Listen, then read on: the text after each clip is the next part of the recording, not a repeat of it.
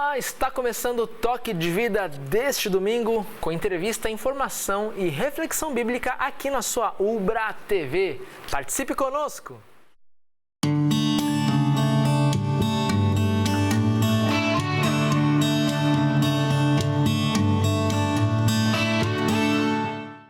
Não existe na Bíblia a ideia de que o Evangelho é somente para os não cristãos. A verdade que Paulo nos ensina na Epístola aos Gálatas é que cristãos necessitam do Evangelho para viverem como verdadeiros discípulos de Cristo e os não cristãos para fazerem parte da família de Deus pela fé. A tese número 62 das 95 teses de Lutero sobre as indulgências diz o seguinte: o verdadeiro tesouro da Igreja é o Santíssimo Evangelho da glória e da graça de Deus. Hoje vamos conhecer mais da Epístola de Paulo aos Gálatas com o professor e doutor em teologia, reverendo Gerson Linden.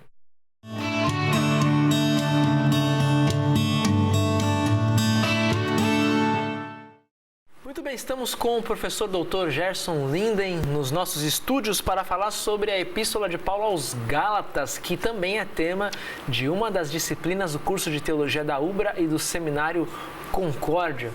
Professor Linden, prazer ter o senhor novamente aqui com a gente, né? Esposo da dona Denise, pais da Gabi, do Tobias e do Lucas, né? Um abraço aí aos três filhos do professor Linden, né?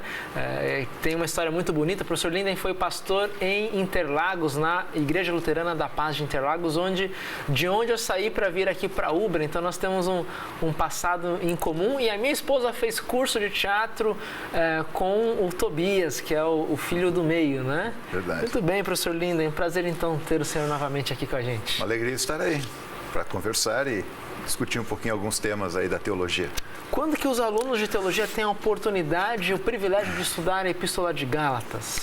Ela é ministrada no 5º semestre de teologia, então dá para dizer assim, no 3º ano de teologia aqui na universidade. Eles precisam ter já um conhecimento básico das línguas bíblicas, né? No caso aqui o grego, né? Sim, é importante que eles tenham conhecimento da língua bíblica, do grego, da hermenêutica, princípios de interpretação da Bíblia, uma base histórica, cultural, que é dada por uma disciplina chamada História e Literatura do Novo Testamento. Tudo isso é importante para poder construir, então, o conhecimento da Epístola aos Gálatas, né? Então, a Epístola não é estudada como estudo bíblico na igreja, né? Essa visão mais aprofundada da linguagem bíblica, do grego, no caso, da interpretação, do contexto em que ela surgiu, né? Exatamente. É o curso de exegese, né? Uma disciplina de exegese. É uma disciplina de exegese do Novo Testamento. Ela é basicamente uma leitura de toda a carta. Nós vamos do primeiro ao último versículo da carta, naturalmente que dando um pouco mais de atenção a alguns deles que trazem uma mensagem fundamental dentro da carta, mas todo o livro é lido, é analisado, tanto com base nas traduções que temos, como também a partir da língua original grega. Vamos falar então, professor Linden, um pouco da Galácia, né? Da onde viviam esses Gálatas, né?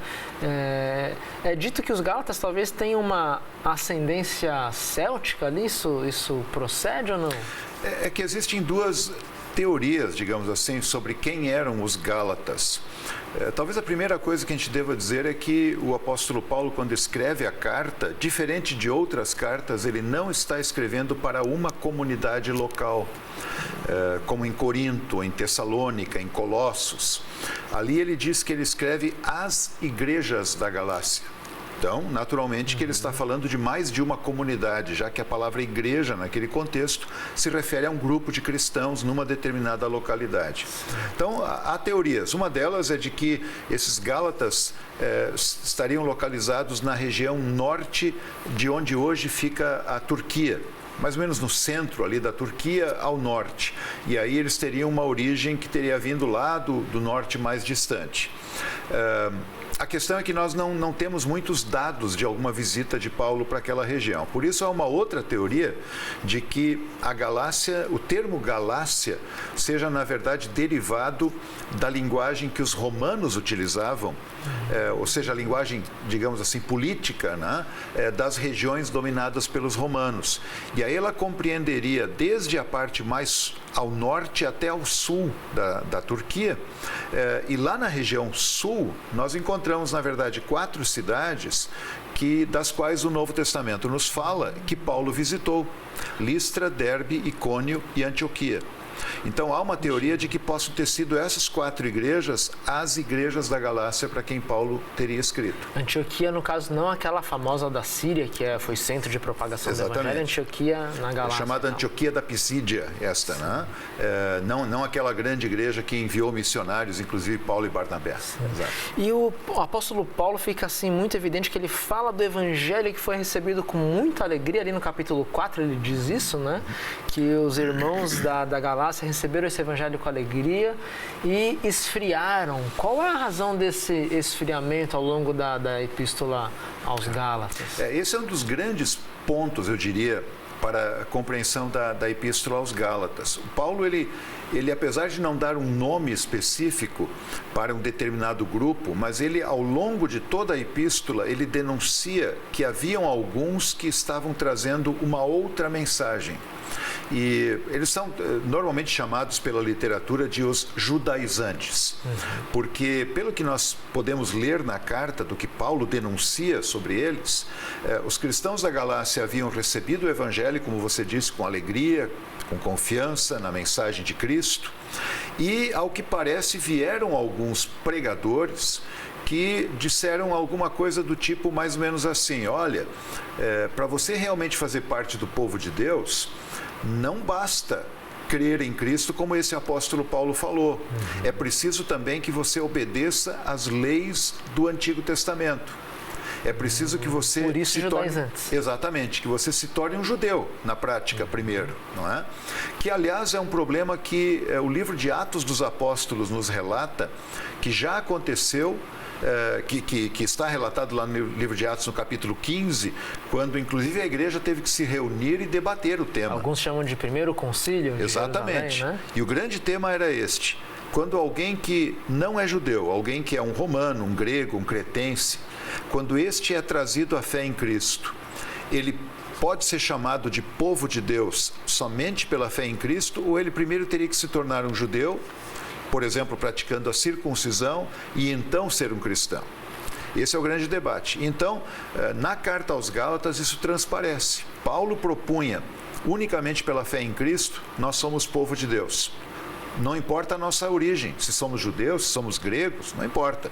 Pela fé em Cristo, somos aceitos como povo de Deus. Não importa a circuncisão e não os importa alimentos. Nada disso. E este outro grupo, ao que parece, pelo que a gente consegue ler, a gente faz aquela chamada leitura no espelho, né? O autor, ele dá algumas dicas e você tira algumas conclusões. Ao que parece, esse outro grupo dizia: não, isso não basta. É preciso se tornar judeu primeiro. É preciso ser circuncidado, Exatamente. Guardar todas as práticas cerimoniais do Exatamente. judaísmo. Inclusive, na Epístola de Gálatas, ali no capítulo 2, Paulo parece relatar que houve um debate entre Pedro, que ele chama de Cefas ali, e ele, né, sobre essa questão dos judaizantes. O que aconteceu ali entre Pedro e Paulo, né? É uma situação muito curiosa. O Paulo relata lá que o Pedro estava lá na região com ele, e o Pedro estava nas refeições, ele fazia refeições juntamente com cristãos de origem gentílica, ou seja, não judeus. É importante que a gente lembre que para um judeu, sentar à mesa com alguém significa compartilhar com ele as coisas mais profundas da nossa fé. Então, um judeu jamais sentaria à mesa com um não judeu, porque na perspectiva dele isso traria algum tipo de impureza cultual. Bom, o Pedro era um judeu e ele estava se alimentando junto com não-judeus. Óbvio, evidentemente, porque em Cristo somos um só povo. O Pedro sabia disso. Só que daí Paulo relata que vieram alguns lá de Jerusalém, alguns que talvez sejam os próprios judaizantes, e quando eles chegaram, o Pedro imediatamente se afastou dos gentios. Ou seja, ele não quis mostrar para os outros judeus que ele estava comendo junto com os gentios. E aí o Paulo pega muito pesado com ele, ao ponto de usar a palavra hipocrisia. Você está agindo hipocritamente. Em outras palavras, o Paulo não questiona o Pedro por ele comer ou não comer. Está dentro da liberdade cristã. Ele questiona o Pedro porque ele deu a entender para os gentios que alguma coisa estava errada. Sim. Quando ele se retirou. E aí o Paulo vai usar essa situação concreta, e isso é muito interessante, porque no capítulo 2 nós temos o coração da carta, lá no versículo 16. O Paulo vai usar aquele caso com o Pedro para trazer a grande mensagem da justificação pela fé, que em termos práticos estaria sendo comprometida pela atitude do Pedro junto aos gentios. A gente pode imaginar, os gentios, quando viram o Pedro se afastando, disseram, opa, tem alguma coisa errada com a gente. É verdade. Né? O grande apóstolo de Cristo está se afastando de nós. Então, nós devemos estar sendo impuros, algo desse tipo. E aí Paulo, então, ele atesta isso no capítulo 2. O versículo 8 é muito famoso, né? A gente decora quando é criança, né? Pela graça sois salvos mediante a fé, isso não vem de vós, é dom de Deus, né? Não de obras para que ninguém se glorie. Então, esse versículo que a gente decora tem tudo a ver com essa questão dos judaizantes e dessas regras que estavam tentando imporem para os cristãos, no caso. O texto é de Efésios. Pô, nossa, que falha minha, é verdade. Efésios 2:8. Mas a mensagem é exatamente essa. A mensagem é exatamente essa, né? Como ela também aparece em Romanos, capítulo 3. O Paulo foi muito coerente nisso, né? E lá na carta aos Gálatas, a grande diferença é que ele coloca essa mensagem da justificação num contexto polêmico. Quer dizer, num contexto em que há uma intranquilidade com essa mensagem trazida pelos judaizantes. E a atitude do Pedro trouxe certamente mais intranquilidade. Então, Paulo aproveita aquilo para dizer, olha, gente, nós somos justificados unicamente pela fé em Cristo. É desse jeito que Deus nos recebe como seu povo, independente da nossa origem. Quando você crê em Cristo, Deus atribui para você a justiça do próprio Cristo. Ou seja, Deus olha para você, que é um pecador, e diz, você é justo por causa de Cristo, por meio desta fé nele. Tudo isso, então, os judaizantes, vamos usar esse termo, que apesar de que Paulo não utiliza, mas ele dá a entender que eles estavam judaizando, ele chega a usar esse verbo, ele cria esse verbo, né? Os judaizantes estavam comprometendo essa mensagem. Né? E, de novo, a atitude do Pedro acabou fortalecendo a dúvida. Paulo chama isso dos judaizantes ali, que eles estariam trazendo um outro evangelho, né? Exatamente. Aliás, é um texto muito curioso, quando Paulo diz que ele se admira muito que os Gálatas estão se voltando para um outro evangelho que não é outro. Que não existe, né? Porque na verdade não há outro evangelho. Né? E aí, pastor Fukui, tem um detalhe lá que eu acho que é muito significativo. Quando Paulo, lá no começo da epístola, quando ele fala deste outro evangelho que não é evangelho, não merece o nome de evangelho, ele diz assim, olha, se mesmo que um anjo do céu venha, qualquer pessoa, mesmo que nós, ele diz, mesmo que eu, Paulo, chegue lá e anuncie uma mensagem que vá além do que vocês têm ouvido e crido, seja anátema, ou seja, está debaixo da ira de Deus. Me chama muita atenção quando Paulo diz que vá além.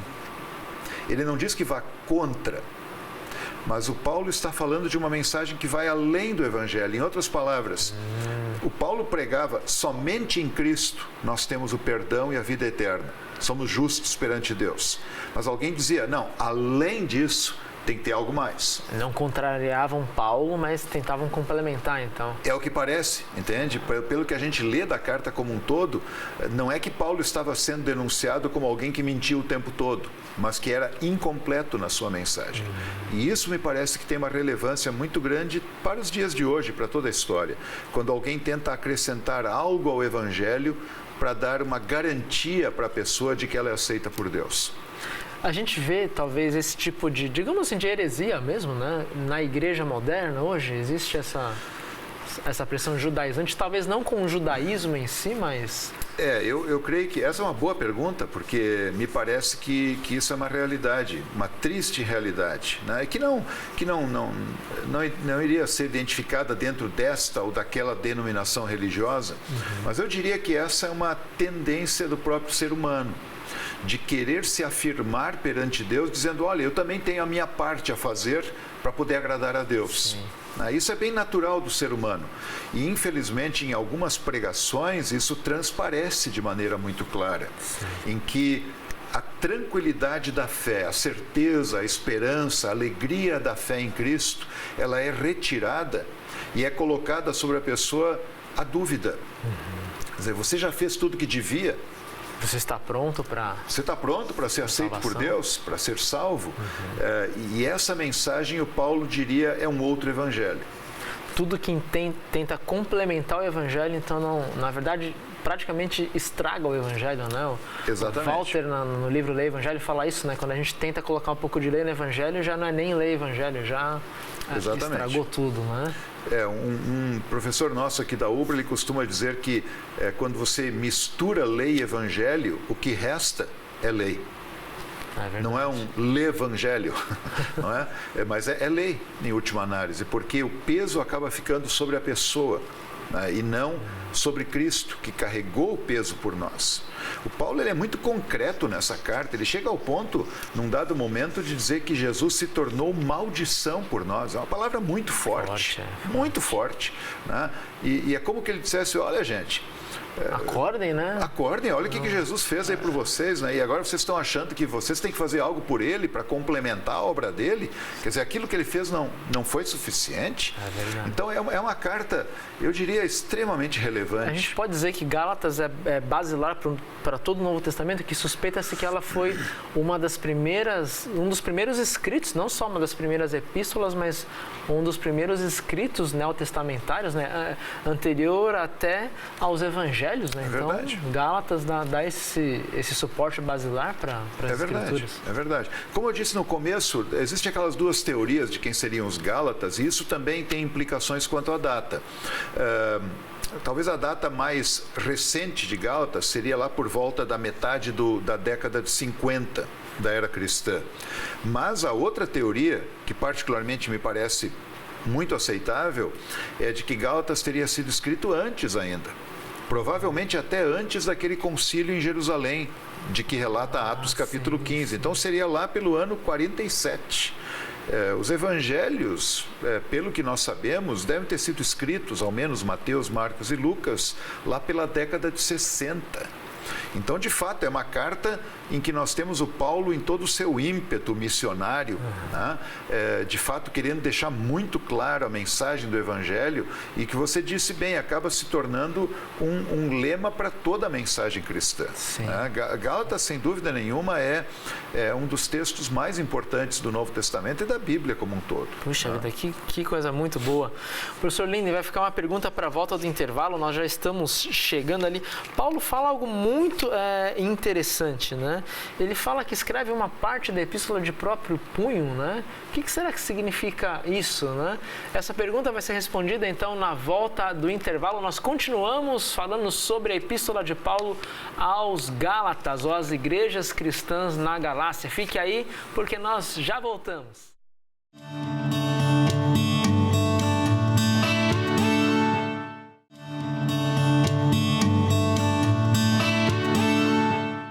Muito bem, voltamos para falar sobre a Epístola de Paulo aos Gálatas com o nosso querido doutor e professor Gerson Linden. Professor Linden, lá no capítulo 6, então lá no final da Epístola de Paulo aos Gálatas, ele diz que uma parte escrita pelo próprio punho. Dá para dizer que ele escreveu aquele final ou não? Pois é. Esse é um dado bastante curioso, bastante interessante. Há outros lugares, por exemplo, na segunda carta aos Tessalonicenses, ele também diz lá que ele está assinando ao final como uma garantia de que a mensagem é dele. De fato, pode ser isso que Paulo queira dizer com essas palavras, vede com que grandes letras eu vos escrevo, ele diz lá, né? De próprio punho, como que assegurando para os Gálatas, olha, sou eu mesmo, né? Vocês me conhecem, sabem quem eu sou, então sou eu que estou escrevendo para vocês. Tem uma outra teoria muito curiosa, não pode ser comprovada, evidente, mas que entende esse texto à luz do que é dito no capítulo 4, quando Paulo fala que eles haviam recebido Paulo com muita alegria, agora estavam se desviando, e ele diz assim que eles o receberam a primeira vez até por causa de uma enfermidade. Paulo tinha algum tipo de doença, segundo o que a gente pode depreender. E aí ele diz assim, vocês foram tão bons comigo, me receberam como se fosse um anjo de Deus. Olha, vocês seriam capazes de arrancar os olhos e dar para mim. Então tem gente que a partir disso, tece toda uma teoria de que Paulo teria uma doença nos olhos, né? E que não permitiria que ele tivesse uma visão tão boa, uma doença que talvez ele pegou numa das suas viagens, né? E por isso só no final da carta ele assinaria. Então ele ditou a carta para alguém? Essa seria a ideia. A verdade é que a gente sabe que as cartas na época normalmente eram escritas por um amanuense, um secretário. Inclusive na carta aos Romanos o Paulo até mesmo traz lá o nome do amanuense dele, né? Então, na verdade o que pode estar sendo dito ali é basicamente isso. Olha, a carta é minha mesmo e eu vou assinar aqui, vou escrever com a minha letra para vocês terem toda a garantia. Por que isso? Porque a mensagem da carta é fundamental. Então, na verdade, seja por uma questão dos olhos ou não, ela é até secundária, né? O grande ponto lá é que o Paulo quer marcar essa carta como de fundamental importância para a fé dos seus leitores. E essa epístola ganha tanta importância para os irmãos da Galácia que ela é preservada e entra para o cânon, né? Então, exatamente. A igreja toda até hoje é abençoado por essa epístola aos Gálatas. Lutero tem um carinho muito especial por Romanos e por Gálatas. Verdade, né? Verdade. Professor Linden, existe um debate atual assim entre algumas pessoas que gostam de ouvir pregadores famosos no YouTube, né? E um desses pregadores teria dito que o cristão não precisa mais da boa notícia da salvação em Jesus, porque ele já sabe isso, ele já crê, ele já está na fé, então ao cristão resta o que ele chama de obras do Espírito, de fazer os frutos do Espírito, que também aparece ali em Gálatas, né? Eu acho que essa visão está errada, né? O Evangelho é para os cristãos também, né? Com toda certeza. Com toda certeza. E Gálatas nos ajuda muito nisso. Por quê? Veja que em Gálatas o Paulo diz duas coisas que parecem antagônicas, parecem até contraditórias. Por um lado, ele vai dizer para os Gálatas, numa linguagem muito dura, que eles estão correndo um sério risco de abandonar o Evangelho e de serem condenados. E em alguns momentos ele usa realmente uma linguagem bastante pesada, não é? Por outro lado, ele sempre os chama de irmãos. Ou seja, em nenhum momento Paulo diz, vocês são os pagãos, não é? Vocês deixaram de ser povo de Deus. Não, eles são o povo de Deus. Mas por que ele prega o Evangelho para esse povo de Deus, então? Bem, porque o povo de Deus, enquanto está neste mundo, é um povo que está apegado à fé em Cristo e que pela fé em Cristo tem a certeza e esperança da vida eterna, mas que continua sendo um povo que tem o pecado em si. Quer dizer, o próprio apóstolo Paulo, ele vai num outro momento dizer, olha, eu quero fazer o bem e eu não consigo. As coisas que são más, que eu não quero, eu acabo fazendo. Coitado de mim com esse corpo que eu tenho, com essa minha vida que eu tenho. É o que a teologia luterana gosta de dizer, nós somos ao mesmo tempo pecadores e justificados pela fé em Jesus. Exatamente. Né? Então a gente precisa do Evangelho, com certeza. Porque a gente continua pecador. Né? Tem um momento em que cristãos não precisam mais do Evangelho. Ah, é? É, depois que eles morrem. Depois que aí está na glória, está na graça. Quando estão com Cristo e principalmente lá nos novos céus e nova terra, na nova criação, aí não precisa mais ouvir a mensagem do perdão, porque nós vamos estar diante do próprio Cristo. Sim. Agora, naturalmente que enquanto estamos aqui no mundo, nós precisamos ouvir tanto a lei de Deus, que sempre de novo nos desvenda quem nós somos, que revela o nosso pecado, a nossa carência de Deus, e o Evangelho que nos dá o perdão diariamente e que nos assegura e que nos garante do amor de Deus em Cristo. Então, sem dúvida, cristãos têm que ouvir o Evangelho, sim. Enquanto estamos nesse mundo, leia o Evangelho para nós também, né? Sempre, durante toda a vida. Isso é essa visão, digamos assim, luterana, né, de que o cristão necessita do Evangelho, vai ditar para nós também qual é a essência do culto luterano, né? Porque para uma teologia onde o cristão já tem um evangelho, ele vai ter que agora fazer os frutos da fé apenas, o culto praticamente é um momento pedagógico de como eu vou aprender a ser um cristão e a produzir obras, os frutos da fé, os frutos do Espírito, né? Então vai ter aquela ideia de, agora é um culto missionário, então vamos levar os visitantes, vai ter o evangelho. Não, agora é o culto para os cristãos, agora é só lei, só regra, né? Para nós, cristãos luteranos, não. O culto é ler evangelho, então é ler evangelho para nós cristãos e é ler evangelho para aquele que nunca ouviu falar de Jesus, né? Perfeitamente. Aliás, a gente pode fazer um paralelo aí com o próprio Antigo Testamento, né? Quer dizer, o povo de Deus, que é o povo da aliança, o povo escolhido, aquele povo que Deus libertou do Egito, é um povo que precisa sempre de novo ouvir por parte dos profetas essa dupla mensagem de juízo, condenação e de graça e perdão. Né? E isso não mudou. Quer dizer, os apóstolos fazem a mesma coisa, eles proclamam juízo porque nós somos pecadores, mas eles proclamam o evangelho para quem já é cristão. Porque eu preciso disso diariamente. Entregue a mim mesmo, entregue ao domínio da lei, por mais positiva que seja a lei, por mais bonita que ela seja falando da vida cristã. Mas se eu ficar entregue a isto, eu estou sujeito a dois grandes riscos. Ou a cair num desespero, porque eu não vou estar à altura daquilo que a rigor a lei de Deus exige, ou eu vou cair numa vaidade e orgulho, de me imaginar que alguém que atingiu aquele patamar que não precisa mais de perdão. Ou seja, essa é uma mensagem muito perigosa, né? E eu diria até, levando a um extremo, que é muito semelhante ao problema que Paulo viu na Galácia. Claro que numa outra figura, com uma outra pintura, não é? Mas eu tenho a impressão que o Paulo, diante disso, diria, olha, está se criando um novo evangelho aí. Sim, sim. E isso é extremamente perigoso para a vida cristã. Tem uma coisa interessante na Epístola de Gálatas.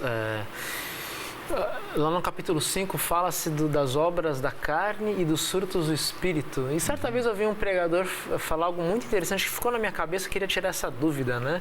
Ele disse o seguinte, que obras da carne é algo que a gente produz, por isso a palavra obra, né? E quando Paulo fala em frutos do Espírito, ele está indicando isso, que mesmo aquilo que eu faço de bom, na verdade não é uma obra, mas é um fruto que brota da fé, que brota da minha justificação, que brota do Evangelho. Assim como a macieira não tem que fazer um esforço para produzir uma maçã, ela simplesmente produz porque ela é uma macieira. Assim também o cristão, pela fé, vai produzir os frutos do Espírito, porque ele é um cristão, ele tem a fé, e vai continuar ali produzindo obras da carne, porque ele continua pecador. É possível fazer essa exegese, essa leitura, essa interpretação desses termos obras e frutos ou não? Dentro do contexto de Gálatas, a palavra obras, e isso é importante que a gente lembre, obras da lei é visto de forma negativa, né? Porque é visto como uma tentativa da pessoa de acrescentar algo ao Evangelho. Então, quando se lê obras na carta aos Gálatas, a gente dá um passo para trás e diz, opa, isso aqui tem algo de ruim nisso. É claro que nós podemos falar de obras de uma maneira positiva, não é? As obras de um cristão conforme a vontade de Deus. Mas dentro dessa carta, esse é um termo negativo. E um detalhe curioso, pastor Fukui, é o seguinte, ele fala de obras da carne. E isso dá a ideia de obras que provêm da carne, que tem sua origem na carne. Carne, em Paulo, não é a matéria, não é o corpo. Carne é um princípio que eu tenho em mim mesmo. Corpo e alma, na minha tendência natural ao pecado, à inimizade contra Deus. Isso é carne. Em outras palavras, o que o Paulo está dizendo é o seguinte, as obras que provêm de você mesmo, que você produz, independente de Cristo, são um problema. Porque sem Cristo, você não tem o verdadeiro Deus. Aí, quando ele vai falar da outra parte, o curioso é que ele vai dizer que é o fruto do Espírito. Ele usa o singular, o fruto. O fruto. Quando ele fala em plural, obras da carne, dando a entender que é um emaranhado de coisas. O fruto do Espírito é a ação do Espírito. E o primeiro deles é o amor. Aliás, os 3 primeiros frutos, vamos colocar dessa maneira aqui, colocando plural, são exatamente amor, alegria e paz, que são 3 palavras fundamentais no Novo Testamento para descrever a perspectiva da vida cristã. Até existe uma interpretação muito curiosa de que o fato de Paulo ter dito o fruto, que ele realmente estava se referindo ao primeiro, que é o amor. O amor. Que o amor acaba sendo aquilo que traz todo o restante. Alegria, paz, bondade, benignidade, mansidão, domínio próprio, assim por diante. Né? O que, aliás, é uma explicação curiosa também. Mas eu diria assim, indo bem ao encontro da sua pergunta, obras da carne é aquilo que tem origem em mim mesmo, sem Cristo. Fruto do Espírito é, de fato, aquilo que o Espírito Santo realiza em mim e por mim, por causa da fé em Cristo. Puxa vida, esse detalhe do singular, né, a gente incorpora tanto que está no plural, né? Mas olha que interessante, né? Então, o fruto do Espírito realmente é aquilo que brota... É uma coisa integrada. Né? Quer dizer, você não vai dizer, eu tenho esse aqui, mas não tenho aquele. Não, o Espírito produz tudo isso. Sim. Essa é a ideia. O Espírito estando presente na vida da pessoa, ele vai produzir o fruto dele. Exatamente. Do jeito dele, como ele quer, quando ele quer, nós não temos domínio sobre isso. Não há um ranking, né? Exatamente. Não há uma competição entre... Porque é comum a gente ver, às vezes... Nós gostamos de ter um ranking, competição, e de até dizer qual é o fruto mais importante, qual é o dom menos importante, né? Exato, na verdade, é a ação do Espírito Santo, então, na vida daquele que crê, né? Exatamente. Muito bem. Professor Linden, foi um grande prazer e honra ter o senhor aqui com a gente mais uma vez. Eu tenho certeza que você aí de casa foi abençoado por essa palavra do Evangelho de Jesus, que a sua vida então está centrada naquilo que Jesus fez por você e continua fazendo por você hoje. Você é convidado a visitar, e não só visitar, a participar de uma igreja cristã. Aparece aí na sua tela o site da Igreja Evangélica Luterana do Brasil, onde você encontra o endereço mais próximo da sua casa de uma igreja luterana, onde esse Evangelho de Cristo, esse Evangelho que nós encontramos na Epístola aos Gálatas, é pregado todos os domingos, é pregado todas as semanas. Então entre aí no site, por favor, e encontre uma igreja luterana perto de você. Ou, se preferir, entre em contato com a gente pelos endereços de e-mail e telefone que aparecem aí, que eu posso ajudar você também. Se você tiver algum tema para sugerir, críticas ou sugestões ao programa, por favor, fique muito à vontade para entrar em contato com a gente. Na volta do intervalo, nós teremos pregação bíblica e um momento de oração também. Fique aí, porque nós já estaremos de volta.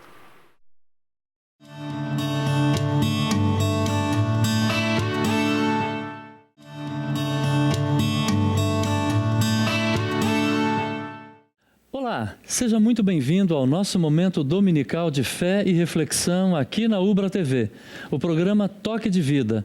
Eu sou o pastor Silvio, da congregação Castelo Forte, aqui da Capela Universitária. E para mim é um grande privilégio entrar na tua casa ou te encontrar no teu trabalho ou ser a tua companhia por onde tu estiveres. Eu cumprimento nesse dia de forma muito especial aos pais. Hoje é o Dia dos Pais. Feliz Dia dos Pais.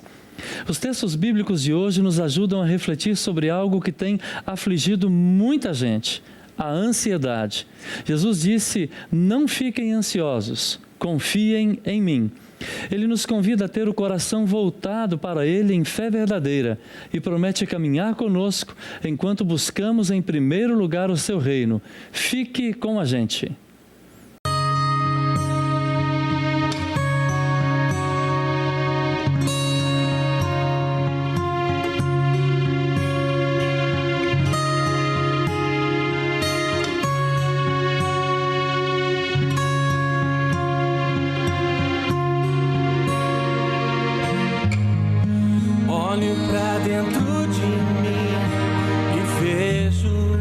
Quantas vezes eu errei,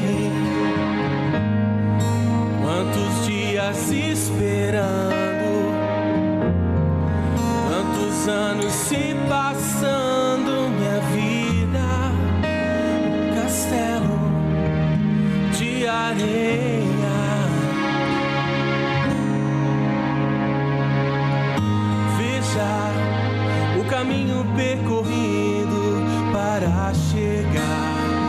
até aqui.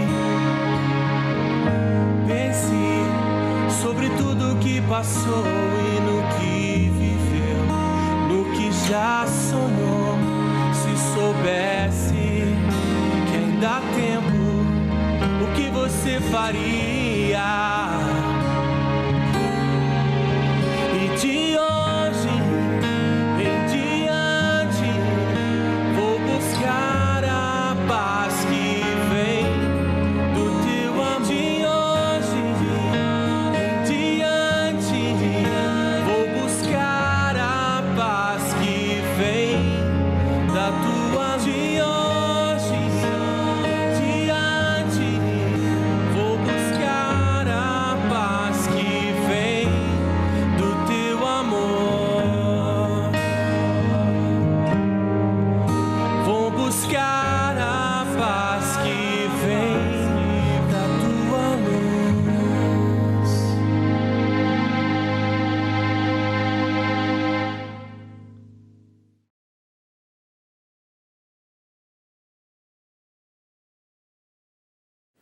No Salmo de hoje, somos alertados que nossas vitórias e conquistas não são fruto das nossas forças apenas. Também reforça a verdade que é o Senhor quem protege e cuida dos que o amam e confiam nele. Em tempos de crise, desemprego e dias desafiadores como os que vivemos, Deus, através do salmista, nos convida a confiar nele. Salmo 33, 12 a 22. Feliz a nação que tem o Senhor como o seu Deus. Feliz o povo que Deus escolheu para ser dele. O Senhor Deus olha do céu e vê toda a humanidade. Do lugar onde mora, ele observa todos os que vivem na terra. É Deus quem forma a mente deles e quem sabe tudo o que fazem. Nenhum rei vence por ter um exército poderoso. Nem os soldados conseguem a vitória por causa da sua força. Não são os cavalos de guerra que ganham a batalha. A sua grande força não pode salvar ninguém. É o Senhor Deus quem protege aqueles que o temem. É Ele quem guarda aqueles que confiam no seu amor. Ele os salva da morte e nos tempos de fome os conserva com vida. Nós pomos a nossa esperança em Deus, o Senhor. Ele é a nossa ajuda e o nosso escudo. O nosso coração se alegra por causa do que o Senhor tem feito. Nós confiamos nele porque ele é santo. Ó Senhor Deus, que o teu amor nos acompanhe, pois nós pomos em ti a nossa esperança. Que o bondoso Deus nos ajude a confiar nele e faça o nosso coração repousar nas suas promessas. Amém.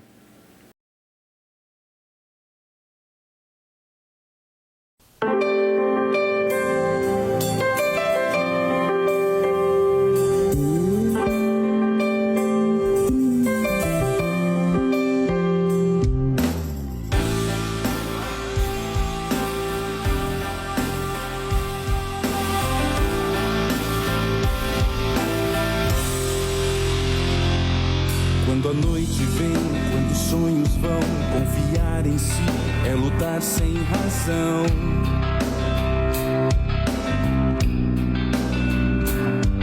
Onde encontrar o caminho, a luz, segurança e paz para o coração.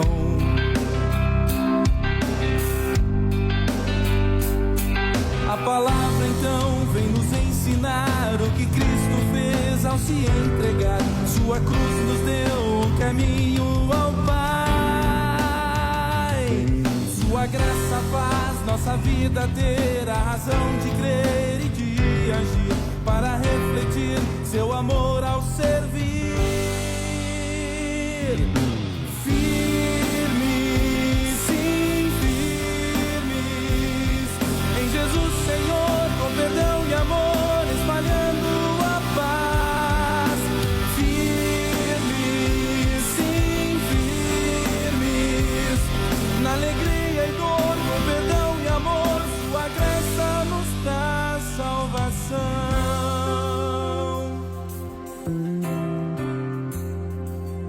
O batismo traz de presente, ó Deus, essa fé que move os corações.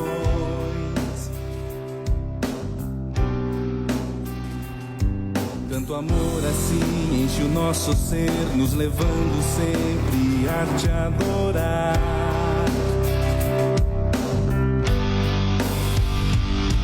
Te pedimos, Pai, nos mantém de pé nesta comunhão que tu nos dás. E o novinho e pão, tua ceia é perdão. E é tão bom poder um ao outro amar, consolar também, testemunhar, caminhando rumo ao eterno lugar. Firmes, sim, firmes, em Jesus Senhor, com perdão e amor, espalhando a paz. Firmes, sim, firmes, na alegria e dor, com perdão e amor, sua graça nos traz salvação. Sim, firmes, em Jesus Senhor, com perdão e amor, espalhando a paz. Firmes, sim, firmes, na alegria e dor, com perdão e amor, sua graça nos traz salvação.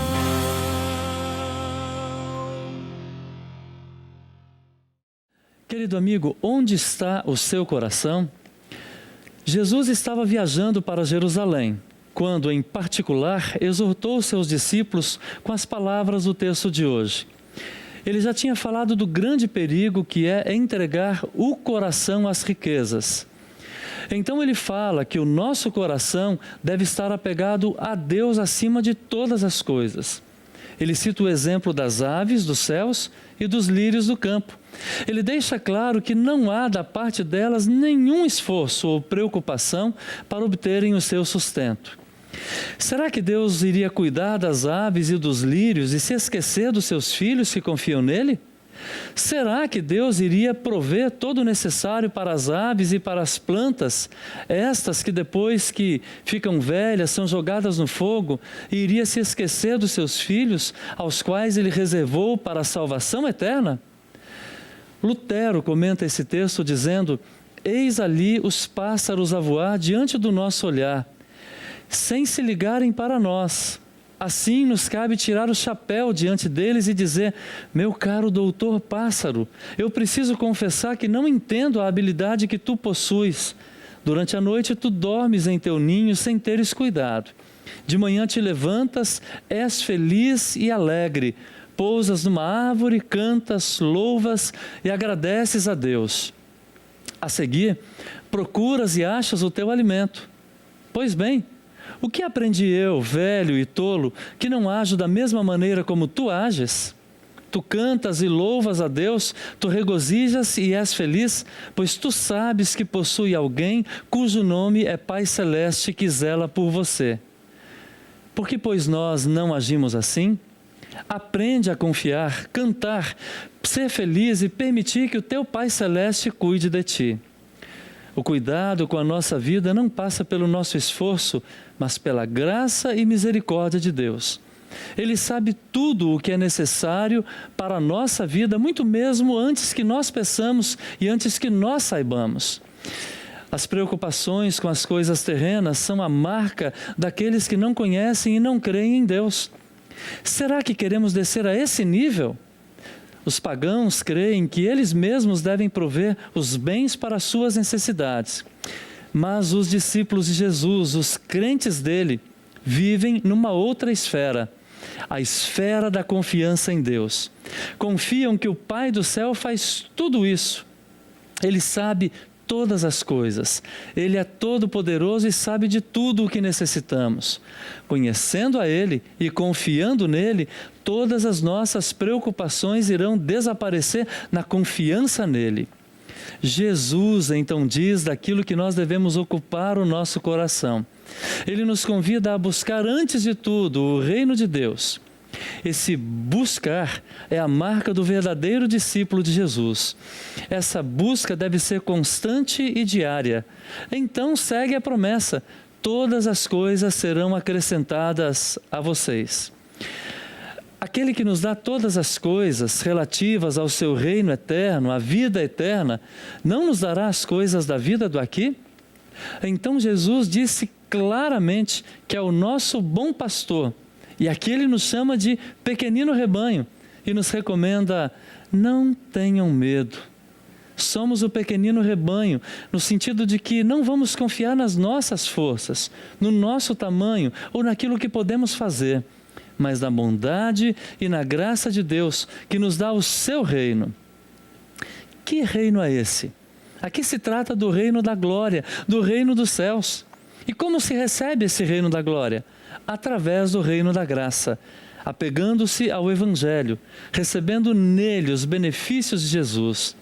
Se considerarmos o Evangelho nosso grande tesouro, se compreendermos que o perdão, a vida e a salvação nos são oferecidos de graça no Evangelho, ali estará o nosso coração. Quando Jesus visitou a casa de Maria e Marta, ele repreendeu a Marta porque ela andava inquieta e se preocupava com muitas coisas, deixando de lado a coisa principal, que é ouvir Jesus falar. Aqui em nosso texto, Jesus usa a mesma palavra para nos advertir: não andeis ansiosos, isto é, não se preocupem. A ansiedade, a preocupação, elas podem tirar o nosso foco, podem desviar a nossa atenção, podem nos fazer deixar de lado a coisa principal, que é buscar o reino de Deus antes de tudo. Quando somos tomados pelas preocupações com as coisas materiais, somos tentados a deixar de buscar o reino de Deus em primeiro lugar. Somos tentados a viver como se tivéssemos apenas um corpo que precisa de cuidados. E é bem verdade que ele precisa, mas nos esquecemos que temos uma alma que Jesus salvou e que precisa dos nossos cuidados também. É por isso que nós, cristãos, que deveríamos considerar a conquista da vida eterna como assunto de maior importância, tantas vezes falhamos quando deixamos esse assunto em segundo plano. Falhando assim, corremos o risco de nos perder, de perder a salvação, de perder a vida eterna. Que coisa triste! Onde está o seu coração? Para que o nosso coração não esteja pegado às coisas desta vida, para que as preocupações com o que comer, o que vestir, não tomem o primeiro lugar no nosso coração, Deus nos faz olhar para Jesus. E quando nós olhamos para Jesus, o que nós vemos? Olhamos para a sua cruz e ali nós vemos o Filho de Deus, pendurado na cruz, com sede, com fome, praticamente sem roupas, para conquistar para nós o que é muitíssimo mais valioso, o perdão dos pecados. Esse é o maior tesouro que Deus nos dá de graça. Não importa quantos bens, quanta riqueza uma pessoa pode acumular durante toda a sua vida, ela não se compara com o tesouro que recebemos de graça na vida, no sofrimento, na morte e na ressurreição de Jesus Cristo. Então os pássaros e os lírios que vivem todos os dias confiando em Deus nos dão uma grande lição. Confia em Deus, Ele vai prover você de todo o necessário e Ele provê tudo mesmo. Por isso, aquieta o seu coração dizendo: não tenha medo, não se preocupe, não fique ansioso, confie em mim. Nós confiamos em Deus que sacrificou o seu Filho na cruz para nos dar o tesouro da salvação. Esse tesouro não envelhece nem apodrece. Onde está o seu coração? Deus nos convida a colocarmos o nosso coração no tesouro maravilhoso do Evangelho. Ele nos recomenda a buscar esse tesouro antes de qualquer coisa. Porque Ele quer nos dar o perdão dos pecados, a vida e a salvação, Ele nos recomenda a ouvir a Sua palavra, a viver cada dia como pessoa cristã batizada, a alimentar-se do pão e no vinho, do corpo e do sangue na Santa Ceia, para, renovado na fé, seguros no perdão em Cristo, o servirmos aqui enquanto aguardamos o reino dos céus. Que Deus nos ajude a manter o coração firmado nas Suas palavras e promessas. Amém.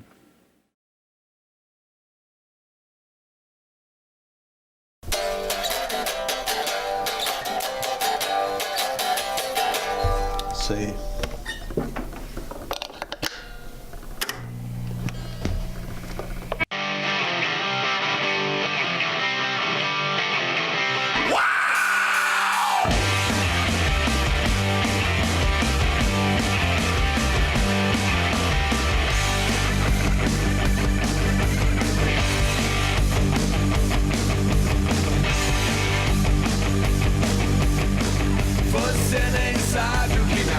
aconteceu.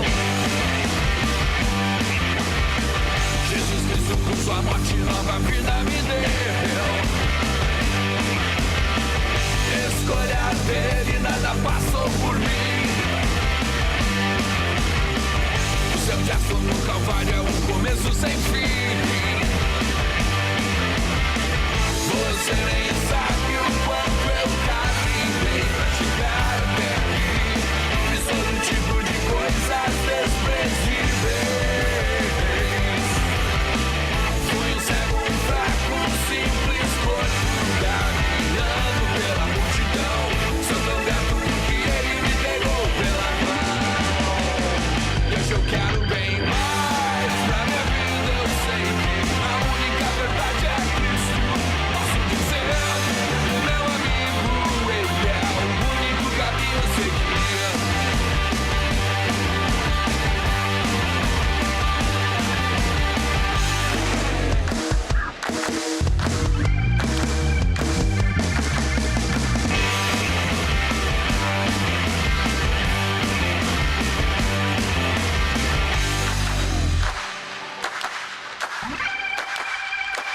Você nem sabe o que me aconteceu.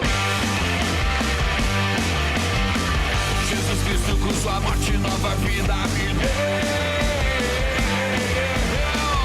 Escolha dele, nada passou por mim. O seu gesto no Calvário é um começo sem fim. Você nem sabe o quanto eu caminhei pra chegar até aqui. Fiz todo tipo de coisas desprezíveis. Fui um cego, um fraco, um simples corpo, caminhando pela multidão. Sou tão grato porque ele me pegou pela mão. Hoje eu quero bem mais pra minha vida. Eu sei que a única verdade é Cristo. Posso dizer, meu amigo, ele é o único caminho a seguir. Eu quero bem mais pra minha vida. Eu sei que a única verdade é Cristo. Posso dizer, meu amigo, ele é o único caminho a seguir.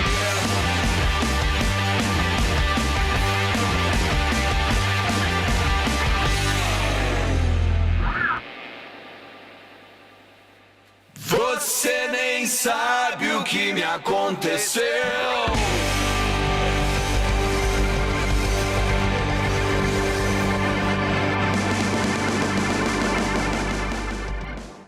Estamos chegando ao final de mais uma edição do Toque de Vida de domingo. Não apenas eu, mas também Deus se alegra com a tua companhia. Lembre-se, temos toques de vida todos os dias para você. De segunda a sexta temos os nossos drops diários às 8 horas da manhã e aos sábados ao 12:50.